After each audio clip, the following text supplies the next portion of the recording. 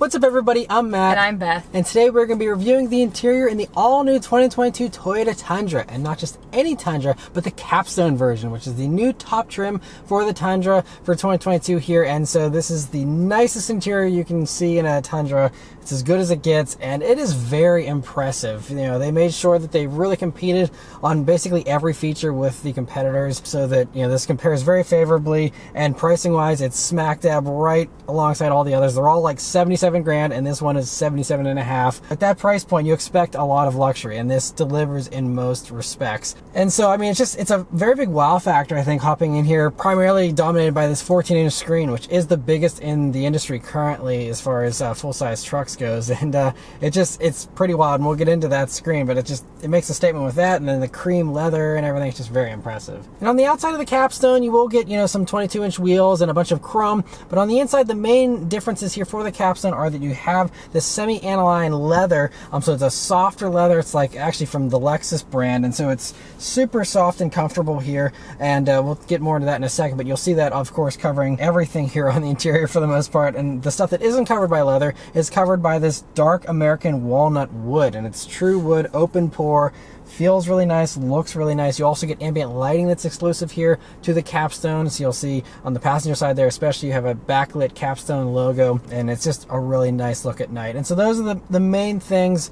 And you know, otherwise, all Tundras here are, you know, pretty nicely loaded up with technology. But I think those things do set it apart, you know, nicely. Yeah, it is pretty nice. The only thing I will maybe nitpick at is right by the shifter here, you have this piano black plastic. So once again, there's tons of dust here. There will be scratches, but I think because that's where you're touching and moving everything, maybe they didn't want you to ruin any kind of wood looking stuff or whatever. So I don't know. Yeah, but you're right. That is a strange inclusion because, like, everything else is wood, and that's like the only little part. And I feel like that would have been so easy to just put one more piece of wood there around the shifter. That would have been, I think, a nice improvement. And we've gone on rants about the piano black plastic in the past. It's not a great look. It doesn't age well, but at least they kept it really minimal here in the Tundra, so that's great.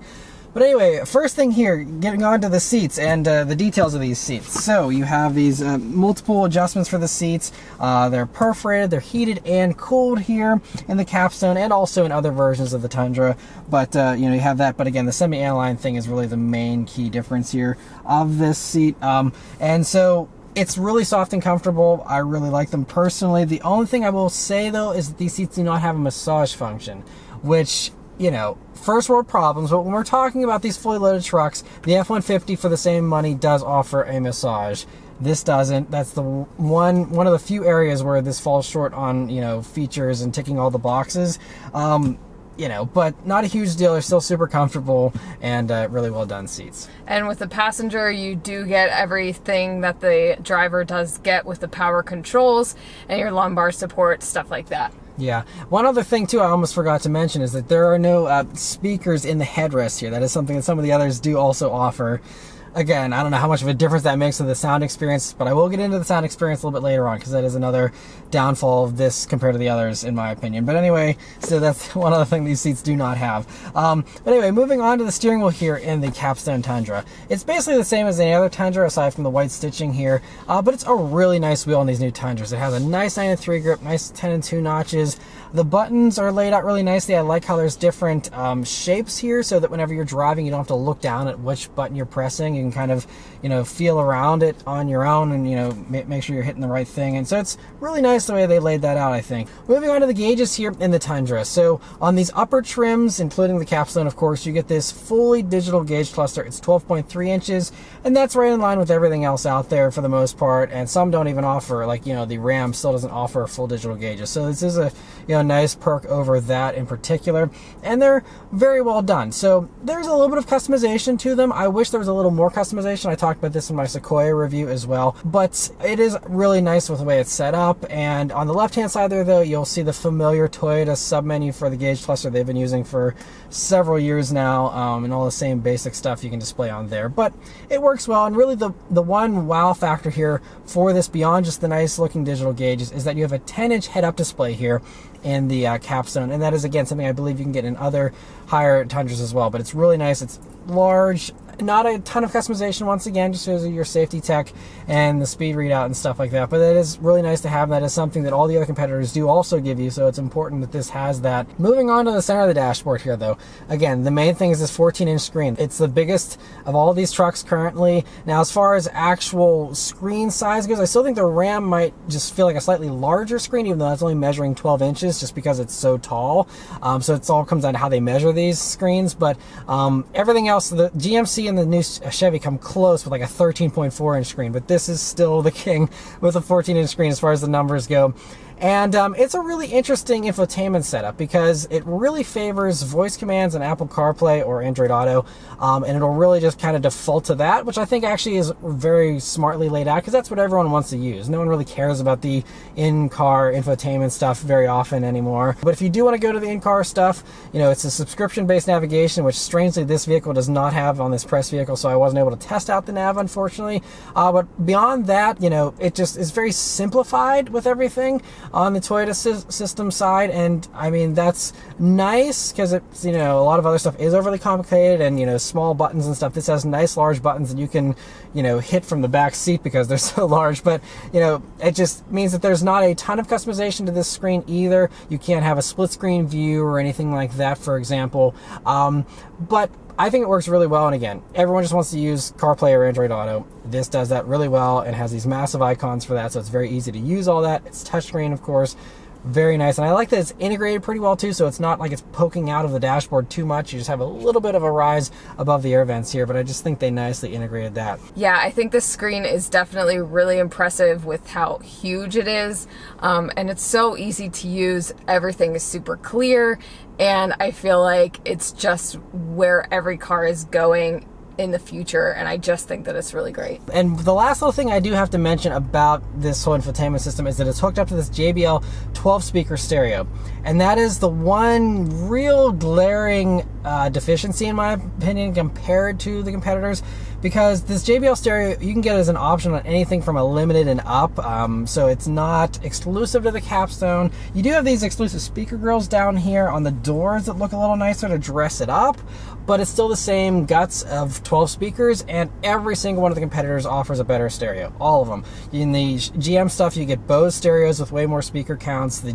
Ram has speakers, I think 19 speakers. There's speakers in the ceiling on the Ram, and it's all kinds of crazy. And even with the Ford, you have an 18 speaker stereo, and that's a B&O stereo, I think. So, I mean, everyone has a better stereo than this. And, you know, I've driven this vehicle for a week now already. This stereo is fine. It certainly doesn't wow me, and I think whenever I'm in a truck that's almost 80 grand, it should wow me, and it doesn't. And I'm just kind of surprised because Toyota did such a good job matching everyone on every feature and either matching or outdoing them with everything, and then they just decided to phone it in on the stereo and not upgrade that on the Capstone here. And so if you are someone who appreciates a good sounding stereo, which I assume people buying luxury trucks are, you know, people that want that, this is going to be really the one that falls flat compared to the others, unfortunately. I mean, it's still fine. Again, you know, if you're not a music connoisseur, you might be totally fine and you're not going to be able to dissect it or, you know, find the deficiencies in it. But just to me, in a new vehicle every week and testing out a bunch of stereos didn't impress me. It was fine, but didn't impress me. So just wanted to add that here. But anyway, moving along to the climate controls here right beneath the screen, you have a huge volume knob, which I'm kind of surprised. That's kind of plasticky and cheap feeling. Again, something I would expect to be a little bit nicer. Yeah, and also it's not in the middle. It's towards the driver, which once again, the driver does have controls on the wheel. So with this car being so humongous, it's a little bit of a reach for the passenger if the passenger is going to want to have the volume or whatever. Yeah, and that's a good point with this truck being so wide. I feel like there's like so much space in between us, so it makes it pretty bad. Yeah, and even with, you know, the smaller cars, you know, your RAV4s and stuff like that, they do have those big knobs and they're right there and easy to get to for the passenger. So I wish that it would be a little bit more easier to get to. Yeah, and even Lexus kind of, you know, we just reviewed the NX earlier this year, and that actually had the volume knob in the middle. So I think they're slowly, you know, realizing that that's probably a nicer way to go if you want to be passenger friendly. Maybe we'll see that in, some kind of refresh for this, but it's unfortunate this doesn't have that like the new, NX does. But anyway, but yeah, all these controls also being plasticky, I feel like that's something like the F-150 has metal, the Ram has metal for a lot of this switch gear instead of just the plastic. Another slight deficiency, compared to those. Again, when you're talking about these top trucks, you got to be nitpicky, and that kind of stuff matters. And so, it'd be nice if they would have, metal plated those instead or something like that. But still, they work fine. They're all easily laid out, so, not a huge deal, but just one other thing to mention there. Moving on to storage spaces here, though, in the Tundra. Of course, like any other full-size truck, tons of storage spaces, all kinds of pockets everywhere. So first off in the doors, you have, one pocket here in the middle of the door. It's a nice size. You got a double bottle holder and a huge pocket here on the bottom of the door. Up top here in the center, you have a little pocket behind the screen as well as a power outlet. You also will see a wireless charging pad here on these upper trims. And it's kind of nice it's a stand-up pad as well, because that means you can see it a little bit better if you do need to see something on your phone. And I think it kind of holds it in place slightly better that way as well. And then you have your 2 cup holders, and then you have this big center console here with a bunch of different things. You got the top thing, which is very shallow, but I don't know, you can fit some papers or something in there. And I really like how you have this other little tray here, but then that slides backwards to give you a quicker little entry into this big cubby, or you can also open this up to access all that as well. And when you dive down in here, you'll see there's a USB jack, USB-C jack, as well as coin holders, another big like bottle holder thing here, and a bunch of other little cubbies in here. And adding to this, I wish that this little pull-out drawer here was a little bit nicer than it actually is, because it is just a piece of plastic. It's a pretty heavy duty piece of plastic, so that's fine, but I kind of wish that it was this wood or something that slid a little bit nicer and wasn't as rigid and cheap feeling to me. Yeah, that could definitely be, because it is a large piece of plastic and an interior that's otherwise covered in leather and wood. You're right, so that would be a nice touch for sure. And also, by the way, this center armrest does have some nice padding on it here on the leather portions, and it feels good. And you do also have some leather down here by your knees, depending on where you sit. But if you're a little bit on the shorter side, I'm 5'9", I sit up a little bit closer to the wheel. My knee basically comes in contact with this hard plastic, which isn't nice. I wish, again, for this top trim, go the extra mile a little bit and cover everything that your knee comes in contact with leather. That would have been nice, but again, that'll come down to where you're sitting. Just, sit down one of these if you're considering one of these, and because it is really nice to have padding there. If you're on a long road trip and you're using cruise control and you have your legs kind of splayed out a little bit, it is nice to have some padding there. So definitely want to check that out and see how that fits for you. But anyway, moving on to the back seat here in the Tundra. It's a good amount of space. Now, the Tundra overall grew by about 5 inches or slightly under 5 inches, but strangely, the back seat actually lost about 0.7 inches of rear legroom. So less than an inch, not a huge amount, but still a tiny bit tighter back there, but it's still massive. I mean, I'm 5'9", me sitting behind myself, I probably got a whole foot of rear legroom there to spare. I mean, tons of space, tons of headroom as well, of course, with this panoramic roof as well. You get a really nice view to go along with it. And this also opens up. Really great that it does that too. And then whenever you look forward there, you'll see you have your 2 cup holders built into the top of the center bin, along with your heated and cooled seat controls for those rear seats, which is another key differentiator, because the Ram and the F-150, I believe, do offer cooled rear seats, but I don't believe the GMC and the Chevy does. So I think the GM trucks, you don't have that, so that is one nice edge of this over those. You also will see there's a USB-C jack, a USB jack, and a regular plug back there, and dedicated air vents. There's also a fold-down center armrest with 2 more cup holders built into it. There's pockets in those doors with double bottle holders and all that. And you also do have the sunshades there that slide up out of the doors, which is really nice that it has that. And also that rear window just dropped completely. The entire thing drops down, which is very cool. And our daughter, who's rear facing, loved that. In particular, she was able to be able to see through that window, and it's a fun little toy for her while she's in that rear facing car seat. And so yeah, I mean, it's a really nice, comfortable back seat, and has all the amenities you could want. And so I think they did a really great job, and I don't think the lack of rear legroom space is a big deal, because this is still very comparable with all the other trucks out there as far as rear legroom goes. And unless you're regularly transporting around NBA players, I don't think you're gonna have a problem with the rear seat space in this thing, so you'll be totally fine. And then also, just very briefly, the truck bed here, it's your standard 5.5 foot truck bed that they offer in the Tundra here in these crew cabs. It's your usual hookups. It's got some lights in it. It does also have a camera to view the bed there, so that's a nice touch if you're wanting to keep an eye on your cargo that's back there. And it even has a power step that not only comes out whenever you deploy the tailgate, but also whenever you push the tailgate back up to close it, it retracts itself back in, which is a very nice touch that I don't think some of the others do. I think some of the others, it's still a manual step, so it's nice that that's full power as well, in addition to the power running boards and all that.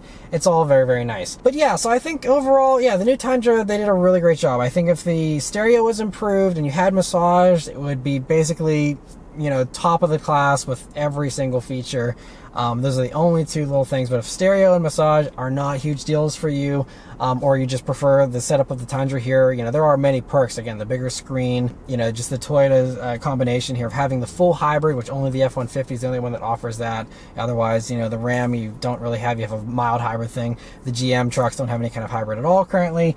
So, you know, there's definitely some key improvements here to the Tundra in other ways that, you know, will probably outweigh the deficiencies of the interior here. But overall, it's still, I think, a very top-notch interior. Super nice. It was very nice to live with and drive this thing around for a week. It is a very luxurious truck and just feels really great to roll around in. But anyway, that's all of our thoughts here on the interior of the Tundra. Let us know your thoughts on it in the comments below. Huge thanks to Toyota for providing us here with the Tundra Capstone to review for you guys today. And yeah, thank you all very much for watching. We'll see you on the next one. Take care.